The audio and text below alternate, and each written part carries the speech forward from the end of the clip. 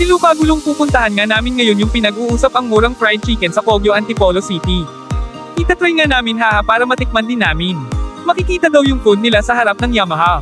Gusto kasi namin ay try yung inasal chicken nila na may only rice pero mura. Ayan guys, andito na kami sa pwesto nila, 5 PM andito na sila sa harap ng Yamaha.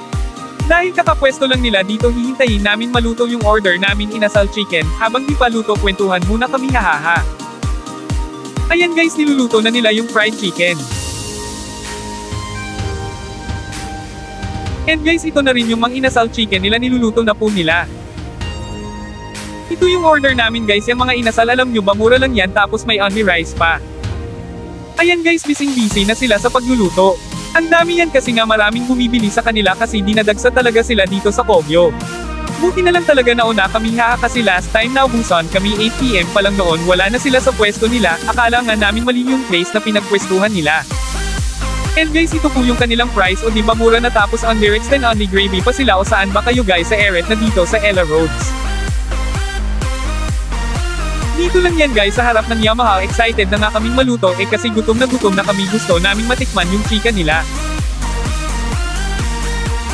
Ayan guys, luto na yung aming mang inasal chicken, 85 lang yan guys, pero tingnan nyo naman ang laki, sulit na sulit talaga, mabubusog pa kayo sa murang halaga, tas only rice pa yan guys and only gravy, san pa kayo dyan diba?